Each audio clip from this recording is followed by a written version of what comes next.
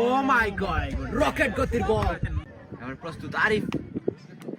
ও shot খেলার চেষ্টা। Oh my goodness, আরো একটি ডট বল। নাহিদ ওভার প্রথম বলে বল জমশিদ, জমশিদ শট খেলার চেষ্টা, দেখা যাক। ও ভালো বল ছিল। Oh my goodness, পারবেন কি এই পাওয়ার সমূহ টার্গেটটি চেস করতে?